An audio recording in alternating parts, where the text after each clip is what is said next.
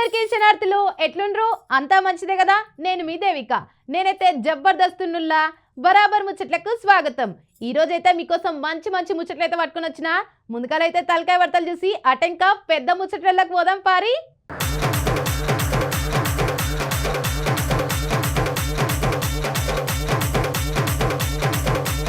మండలిలో ఏడిసింది కవితక్క.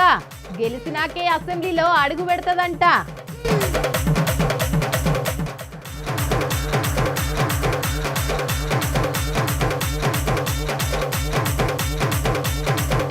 తాగి దొరికిండు ఆటోవాలా, పాముతో బెదిరించిండు మందుబాబు.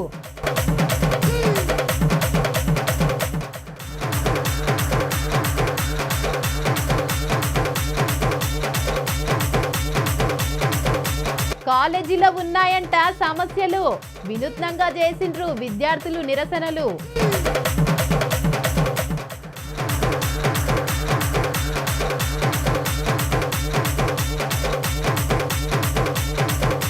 ఉత్తరాంధ్ర కళ సాకారం, ఓపెన్ అయ్యింది భోగాపురం ఎయిర్పోర్టు.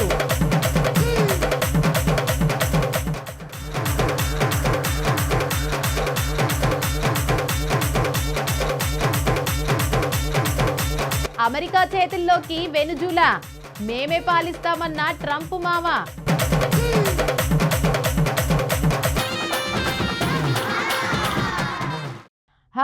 ఎట్టకేలకైతే ఆంధ్రాల మరో కొత్త ఎయిర్పోర్ట్ అయితే రెడీ అయ్యిందుల్లా.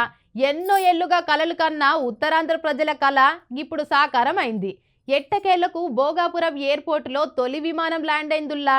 ఇక ఇట్లా ఎయిర్పోర్ట్ రెడీ అయ్యిందన్న సంతోషం పక్కన పెడితే అధికార ప్రతిపక్షాల మధ్య మాటల యుద్ధం అయితే మొదలైందుల్లా. మరిగా ప్రాజెక్టు పూర్తి అయ్యేందుకు ఎవరు కారణం, ఎవరు శంకుస్థాపన చేసిర్రు, ఆ ఎయిర్పోర్ట్ క్రెడిట్ ఎవరికి దక్కుతుంది అనేది ఇప్పుడు చూద్దాం పారి.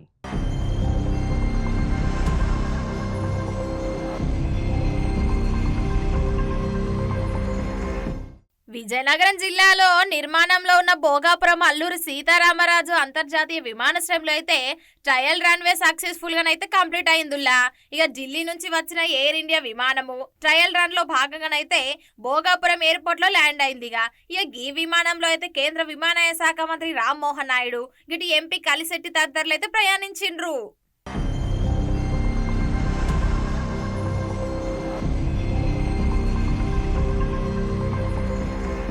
ఇక భోగాపురం ఎయిర్పోర్ట్ లోనైతే ఆధ్యాత్మిక అంతర్జాతీయ ప్రమాణాలతోనైతే ప్రతిష్టాత్మకంగా నిర్మాణం అయితే జరుపుకుంటుంది.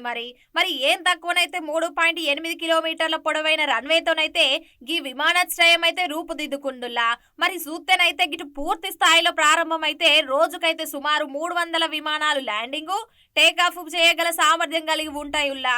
అంటే రెండు వైపుల నుంచి ల్యాండింగ్లు టేకాఫ్ సదుపాయం ఉండటం అయితే ఈ విమానాశ్రయానికి ప్రత్యేకత ఉందట. అంటే ఆధునిక సాంకేతిక పరిజ్ఞానంతో పాటు భవిష్యత్ అవసరాలకు కూడా అనుగుణంగా ఎయిర్పోర్ట్ అయితే తీర్చిదిద్దుండ్రుల్లా. అంటే ప్రస్తుతం భోగాపురం ఎయిర్పోర్ట్ లో పనులైతే దాదాపు 90% పూర్తయినాయనే చెప్పాలి. నిర్మాణ సంస్థ జిఎంఆర్ అయితే జూన్ నెలలో పూర్తి స్థాయిలో విమానాశ్రయ కార్యకలాపాలను అయితే ప్రారంభించేందుకు ప్రణాళికనైతే రూపొందించిందని చెప్పాలి. ఈ ఎయిర్పోర్ట్ అయితే ప్రారంభంతో ఉత్తరాంధ్ర ప్రాంత అభివృద్ధికి కొత్త ఊపిరి ఆవుతుందని కూడా అధికారులు అయితే భావిస్తుర్రట. మరి ఆంధ్రప్రదేశ్ మౌలిక సదుపాయాల అభివృద్ధిలో భోగాపురం విమానాశ్రయంలోనైతే తొలి విమానం ల్యాండింగ్ ఒక మైలురాయిగా చెప్పొచ్చు. మరి అయితే ఈ విమానాశ్రయం ఘనత తనదేనంటూ వైసీపీ క్రెడిట్ కొట్టేయడానికైతే చేస్తున్న ప్రయత్నం అయితే ఒక రాజకీయ చర్చకు దారి తీసిందని చెప్పాలి. ఇదేదో వింత ఉంది కదా.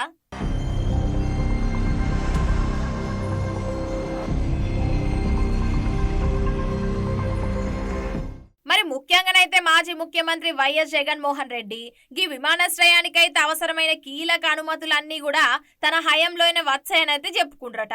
అలాగే ఈ విమానాశ్రయానికైతే అవసరమైన భూసేకరణ కోసం అయితే తన హయాంలోనే దాదాపు 960 కోట్ల రూపాయల వ్యయం చేశామని అయితే అంటుర్రట. అయితే ఈ వైసీపీ అధినేత జగన్ మాటలనైతే టీడీపీ కొట్టివారేస్తుందిలా. అంటే భోగాపురం విమానాశ్రయం 2015లోనే అప్పుడు సీఎంగా ఉన్న చంద్రబాబు నాయుడు హయాంలోనే ప్రణాళికలు రూపొందాయని, దీనికి కేంద్ర అనుమతులు భూసేకరణ అంటే ప్రాథమిక నిర్మాణాలు కూడా చంద్రబాబు నాయుడు హయాంలోనే పూర్తయినాయని చెప్తుర్రట. అయితే 2019లో వైసీపీ అధికారంలోకి వచ్చి అంటే జగన్ ముఖ్యమంత్రి అయిన తర్వాత భోగాపురం విమానాశ్రయ నిర్మాణం పడకేసిందని, అంటే జగన్ ప్రభుత్వం కూడా ఈ విమానాశ్రయ నిర్మాణాన్ని పూర్తిగా నిర్లక్ష్యం చేసిందని, మళ్ళీ రాష్ట్రంలో చంద్రబాబు నాయుడు నాయకత్వంలో తెలుగుదేశం కూటమి ప్రభుత్వం అధికారంలోకి వచ్చిన తర్వాత భోగాపురం విమానాశ్రయ నిర్మాణం వేగం పుంజుకుందని అయితే చెప్పుకుంటున్నారట మరి.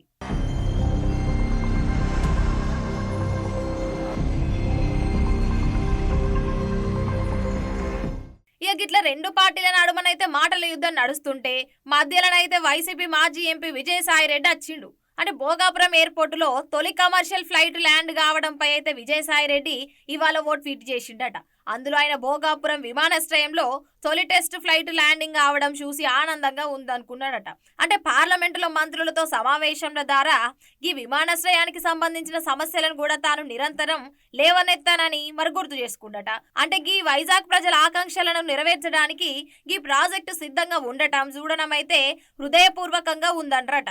అంటే తద్వారా తన క్రెడిట్ తాను తీసుకునేందుకైతే ప్రయత్నించిండట. ఇక్కడితో అయిన ఈ క్రెడిట్ అయితే వారు ఆగుతుందో లేదో చూడాలి మరి. ఏది ఏమైనా ఉత్తరాంధ్ర పబ్లిక్ అయితే సకల సంతోషమైందని చెప్పాలి మరి.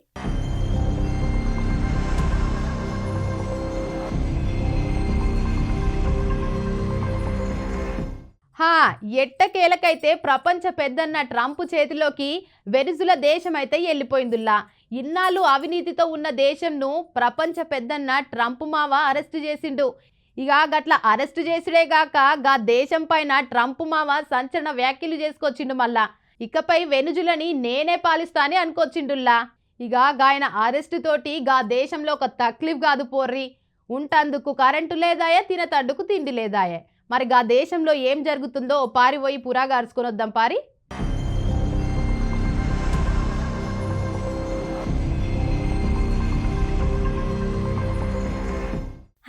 అగ్రరాజ్యం అమెరికా వెనెజువేలాపై అమెరికా సైన్యం దాడి చేసిన విషయం అయితే అందరికి తెలిసిందే. ఇక దాడిలోనైతే ఏం తక్కువ 40 మంది జీవిడిచిండ్రు. ఇక ఈ విషయానికి పోతే ఓ సీనియర్ అధికారి చెప్పుకొచ్చిండు. మళ్ళా ఇక మృతుల్లోనైతే సైనికులతో పాటు సాధారణ పౌరులు కూడా ఉన్నారని అయితే వార్తలైతే వస్తున్నాయిలా.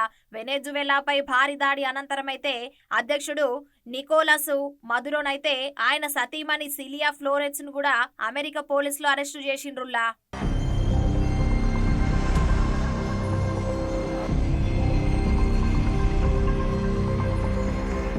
ఇక వెనెజువేలాపై అమెరికా మెరుపు దాడులు చేసి ప్రపంచ దేశాలనైతే అవక్కయ్యేలా చేసింది మరి. ఇక ఈ దాడుల వల్ల అక్కడ ప్రజల్లోనైతే భయాందోళన నెలకొందని చెప్పాలి. ఈ వైమానిక దాడుల్లోనైతే మౌలిక సదుపాయాలు, విద్యుత్ గ్రీడులు కూడా దెబ్బతిన్నాయుల్లా. ఇక ఈ వెనెజువేలాపై రాజధాని కారకస్ లో కూడా అనేక ప్రాంతాల్లో విద్యుత్ కైతే అంతరాయం ఏర్పడిందిగా. ఇక సూపర్ మార్కెట్లు అయితే మూతపడ్డాయి. కరెంటు, ఆహారం లేక అక్కడ ప్రజలైతే తీవ్రంగా ఇబ్బందులు పడుతురని చెప్పాలి.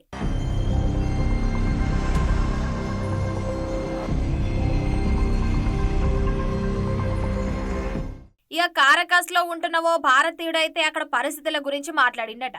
కారకస్ లోని ఎయిర్పోర్ట్ పై కూడా అమెరికా దాడి చేసిందని అయితే చెప్పుకొచ్చిండట. ఇక నగరానికైతే 100 కిలోమీటర్ల దూరంలో ఓ వైమానిక స్థావరం ఉందని, అది కూడా దెబ్బతింటుందని కూడా చెప్పుకొచ్చిరట.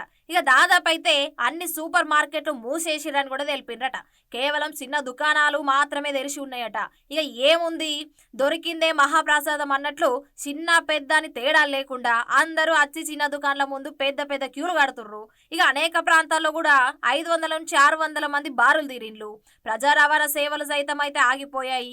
మరి పలు ప్రాంతాల్లో కూడా ప్రజలు ఇళ్ల నుంచి బయటకు రావడం లేదుల్లా. చాలా ఇళ్లలో చూస్తే విద్యుత్ లేకపోవడంతోనైతే ఫోన్లకు ఛార్జింగ్లు పెట్టడంలో కూడా ఇబ్బందులు పడుతున్నట్లయితే చెప్పాలి. రోడ్లపై అయితే కొన్ని విద్యుత్ లైట్ల వద్ద కూడా కరెంటు ఉండడంతో దాని నుంచి ప్రజలు తమ ఫోన్లకైతే ఛార్జింగ్ పెట్టుకుంటున్న వీడియోలు కూడా ఇప్పుడు పిట్టగుట్ల దర్శనమిస్తున్నాయి. మరి కరెంటు సమస్య ఎప్పుడు పరిష్కారం అవుతుందో అని తెలియదంటూ వాపోయారు మరి అక్కడ పబ్లిక్. స్థానిక అధికారుల నుంచి కూడా దీనిపై ఎలాంటి ప్రకటన రాలేదని అనుకుంటున్నారట. మరి అంటే చెప్పుకొచ్చిరన్నమాట.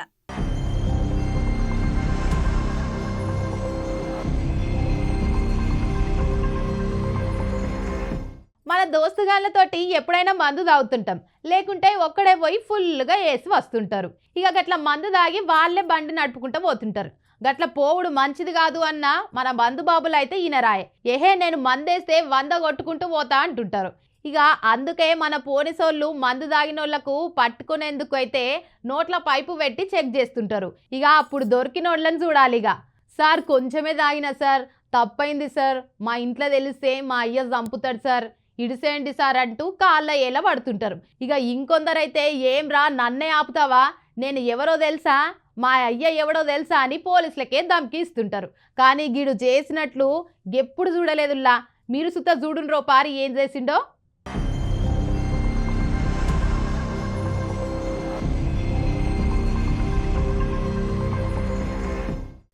గీ ముచ్చట గమ్మత్తుంటదో పారి చూడుర్రి. ఈ ఒక ముచ్చట అడుగుతా చెప్పులి. ఎవరైనా డ్రంక్ అండ్ డ్రైవ్ లో దొరికితే ఏం చేస్తారులా ఒక్కసారి చెప్పులి. ఏం చేస్తాం, ఏమైతే ఏముంటది పో, పోలీసోడు ఫైన్ ఎత్త కట్టి పోతాం. లేకుంటే ఏం చేస్తాం, కేసు కోర్టుకు పోతే రాస్తేనో మరి ఫైన్ కడతాం, అంతే కదా. ఇంకా కోర్టు దాకా పోతే వద్దు అనుకుంటే ఏం చేస్తాం, అక్కడనే పోలీసు వాళ్ళ గాళ్ళు పట్టుకునో చేతులు పట్టుకునో ఎన్నో కొనో పైసలు ఇస్తాం కదా. లేకపోతే ఏం చేస్తాం, ఓళ్ళకో మనలోకి ఫోన్లు చేసి ఎట్లనో గట్ల బయటపడతాం. కానీ గీడ కూడా ఓ దొంగ బవిడేగాడి ఏం చేసిండో, ఎంత తెగించిండో పారి మీరు చూడుర్రి.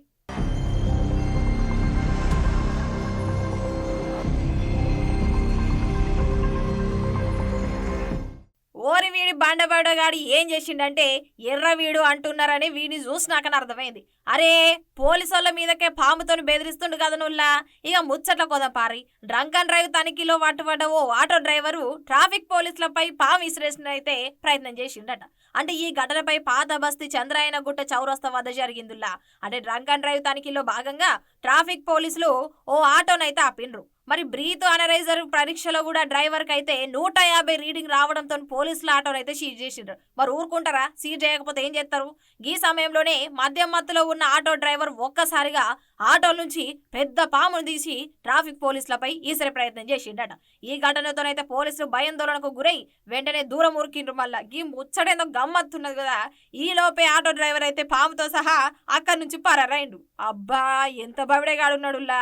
ఈ ఘటనకు సంబంధించి సీసీ ఫుటేజ్ ఆధారంగానైతే నిందితుడిని గుర్తించేందుకైతే పోలీసులు అయితే గాలింపు చర్యలు మొదలుపెట్టారు. అంటే పోలీసుల విధుల నిర్వహణకైతే ఆటంకం కలిగిస్తూ ప్రజల ప్రాణాలకు ముప్పుగా భావిస్తూ ఈ ఘటనపై కేసు నమోదు చేసిండ్రు. తదుపరి విచారణ అయితే కొనసాగిస్తున్నారట పోలీసులు తెలుపుతుర్రు. ఈ ముచ్చట ఎంత ముచ్చట ఉంది కదా.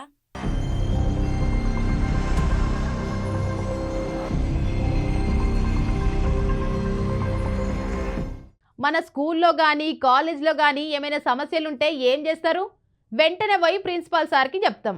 ఆయన ఈయనకుంటే ఎమ్మెల్యేకు, ఆయన కూడా ఈయనకుంటే మంత్రి దాకా పోతుంటుంది. ఇక అయినా కూడా పని జరగకపోతే రోడ్డు మీదకు పోవుడు, రాస్తారోక చేస్తుంటాం. కానీ గా మహబూబాద్ జిల్లాలోని కలెక్టరేట్ ఎదుటనైతే నర్సింగ్ కళాశాల విద్యార్థులు వినూత్నంగా నిరసన దీక్ష చేసిండ్రు. ఇక మరి గా దీక్ష ఎట్లుందో చూద్దాం పారి.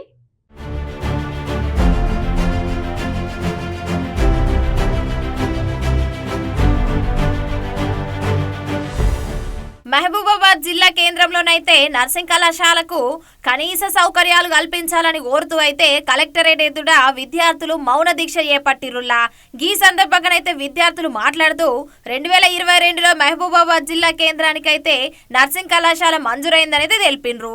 అప్పటి నుంచి అయితే పట్టణ శివారులోని ఓ ప్రైవేట్ అద్దె భవనంలో నిర్వహిస్తున్నారని కూడా పేర్కొండ్రట. 4 ఏళ్లైనా కూడా గదే అద్దె భవనంలోనే కళాశాల కొనసాగుతున్నదని కూడా చెప్పుకొచ్చిరట. ప్రస్తుతం కళాశాలలోనైతే 260 మంది విద్యార్థినులు ఉన్నారని, పెరిగిన సంఖ్య అనుగుణంగానైతే తరగతి గదులు లేకపోవడంతో అయితే తీవ్ర ఇబ్బందులు పడుతున్నామని ఆవేదన వ్యక్తం చేసిరటగా విద్యార్థులు.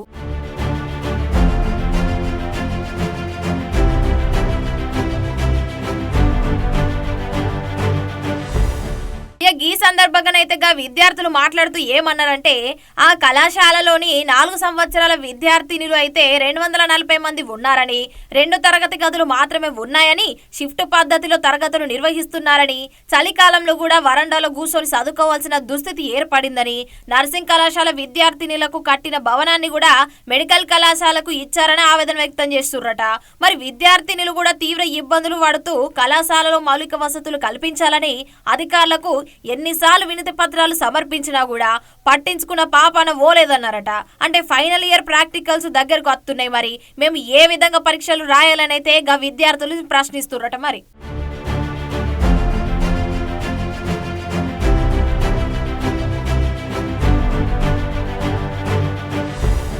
ఇక కొంతమంది అయితే తరగతి గదిలో క్లాసు వింటుంటే మరికొంతమంది అయితే చెట్ల కింద కూర్చోవలసి వస్తున్నదని తెలుపుతుర్రట. ఎండాకాలము ఆనకాలంలో కూడా పరిస్థితి మరింత అధ్వానంగా ఉంటుందని చెప్పుకొచ్చిరటగా పొలగాండ్లు.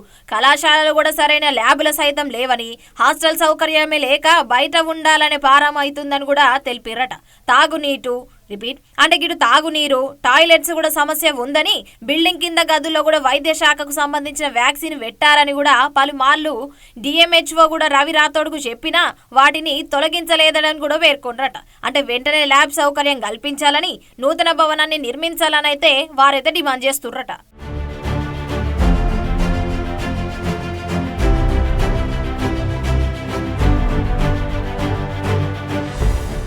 కావాల్సిన క్లాస్ రూమ్స్ లేవు. మేము ఇప్పటివరకు అడ్జస్ట్ అవుతూ ఉన్నాము, కానీ ఇప్పుడు మాకు మొత్తం 4 బ్యాచెస్ వచ్చాయి కానీ మాకు ఓన్లీ 2 క్లాస్ రూమ్స్ మాత్రమే ఉన్నాయి. మాకు కనీసం క్లాసెస్ చెప్పుకోవాలన్నా క్లాస్ రూమ్స్ లేవు. దట్టు మేము మా కరికులం ప్రకారం మాకు చాలా ల్యాబ్స్ ఉన్నాయి, మొత్తం 8 ల్యాబ్స్ ఉన్నాయి. మాకంటూ ప్రాక్టికల్స్ ఉన్నాయి, కానీ మాకు ఎటువంటి ల్యాబ్ ఫెసిలిటీస్ లేవు, క్లాస్ రూమ్ ఫెసిలిటీస్ లేవు. మాకు మొన్నటి వరకు థియరీ ఎగ్జామ్స్ అయ్యాయి, యూనివర్సిటీ ఎగ్జామ్స్. అప్పుడు కూడా మేము అడ్జస్ట్ అవుతూ బయట కారిడార్లో ఉండి థియరీ ఎగ్జామ్స్ కంప్లీట్ చేసుకున్నాం, కానీ మాకు ఎల్లుండి ఇక ఎట్టకేలకైతే కవితక్క శాసన మండలిలో ప్రసంగం అయితే చేసిందుల్లా. ఇక శాసన మండలిలో కవితక్క ఇదే నా చివరి ప్రసంగం అంటూ కవితక్క కన్నీళ్లు పెట్టుకుంది. నా సొంత వాళ్ళే నన్ను పార్టీ నుంచి ఎలగొట్టిండ్రని అనుకొచ్చింది. ఇక ప్రసంగమైన తర్వాత గన్ పార్క్ అద్దెకొచ్చి తన కొత్త పార్టీ పెడుతున్నట్లు చెప్పుకొచ్చింది. మరి ఆ పార్టీ ఏందో ఎప్పుడు పెడుతుందో అరుచుకొని వద్దాం పారి.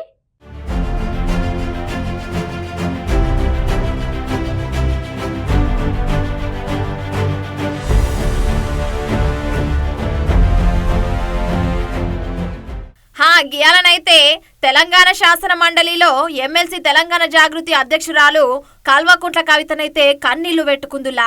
శాసన మండలిలో ఇదే చివరి ప్రసంగం అంటూ కన్నీళ్లు పర్యంతమయ్యారు. మరి అంటే ఈ సందర్భంగానైతే కవిత బీఆర్ఎస్ పార్టీపై అనేక ఆరోపణలు చేసింది.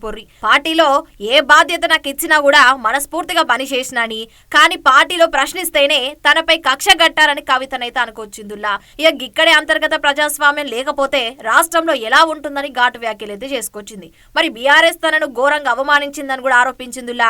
ఈడీ సిబిఐలతో కూడా పోరాడేటప్పుడు తనకు అండగా కూడా ఎవ్వరు కూడా నిలవలేదన్నదట. మరి కేసీఆర్ పై అక్కస్తోనే బీజేపీ తనను జైలులో వెట్టించిందని కూడా ఆరోపణలు గుప్పించిందట. అంటే అనంతరం గన్ పార్క్ వద్ద కూడా మీడియాతో మాట్లాడిన కవిత రాష్ట్రంలో కొత్త పార్టీ అవసరం ఉందని, తెలంగాణ జాగృతి రాజకీయ శక్తిగా అవతరిస్తుందని కూడా వెల్లడించుకొచ్చిందట జాగృతి అధ్యక్షురాలు కవిత.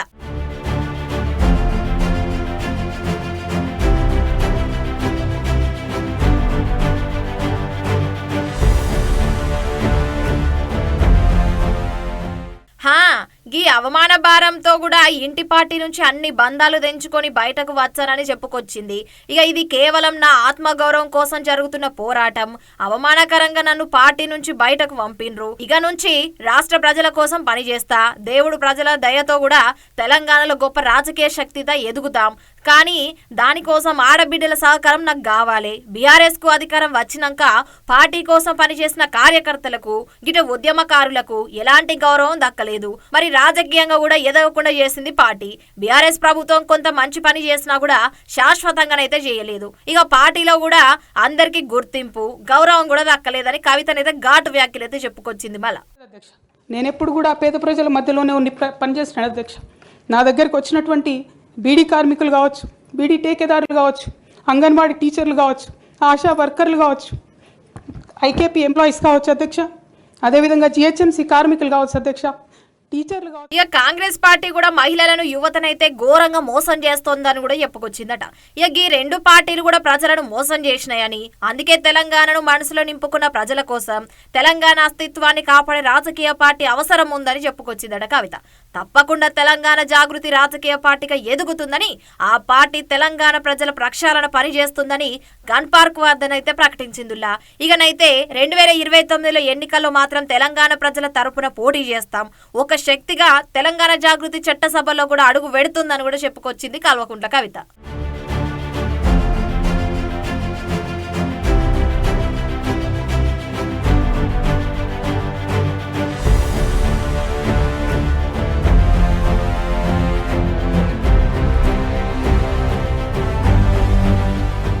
చేసుకోగలిగిన అధ్యక్ష. అంటే ఇట్లా ఒక్కొక్కటి ఏ రోల్ ఇస్తే ఆ రోల్లో పనిచేసుకుంటూ వెళ్ళినాం అధ్యక్ష. ఏ రోల్ ఇస్తే ఆ రోల్లో డెడికేటెడ్గా తెలంగాణ ప్రజలకు పనికొచ్చేటట్టుగా చేసినాం అధ్యక్ష. సో 2014లో తెలంగాణ జూన్ 2న వస్తే సెప్టెంబర్లో బతుకమ్మ పండుగ వచ్చింది అధ్యక్ష. నేను అంతకుముందు తెలంగాణ జాగృతి నుంచి దాదాపుగా 8-9 సంవత్సరాల నుంచి కంటిన్యూస్గా బతుకమ్మ పేరుతోని ప్రతి సంవత్సరం కార్యక్రమాలు చేసేదాన్ని అధ్యక్ష. 2014లో వచ్చినటువంటి బతుకమ్మ, తెలంగాణ రాష్ట్రం ఏర్పడ్డ తర్వాత వచ్చినటువంటి మొదటి బతుకమ్మ నుండే నా మీద రిస్ట్రిక్షన్స్ ప్రారంభమైనాయి అధ్యక్ష. పొలిటికల్ పార్టీలో ఒక వ్యక్తిని స్వేచ్ఛను ఎట్లా హరిస్తారని చెప్పడానికే ఎగ్జాంపుల్ చెప్తా ఉన్నాను అధ్యక్ష. అధ్యక్ష, ఇక్కడ పర్సనల్ ఇష్యూస్ మాట్లాడకుండా నేను రూల్ పొజిషనే కోట్ చేసి మాట్లాడతాను అధ్యక్ష. అధ్యక్ష, section 29A of representation of peoples act ఉంటుంది అధ్యక్ష. It is a statutory obligation for political parties.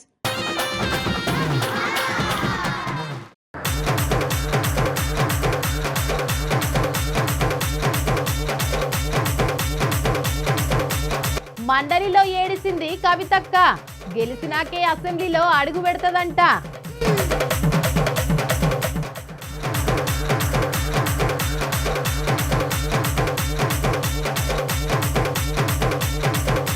తాగి దొరికిండు ఆటోవాలా, పాముతో బెదిరించిండు మందుబాబు.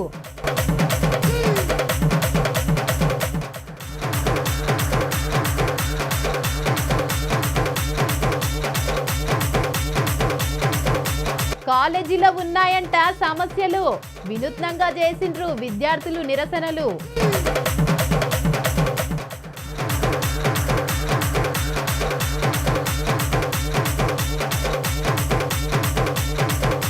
ఉత్తరాంధ్ర కళ సాకారం, ఓపెన్ అయ్యింది భోగాపురం ఎయిర్పోర్టు.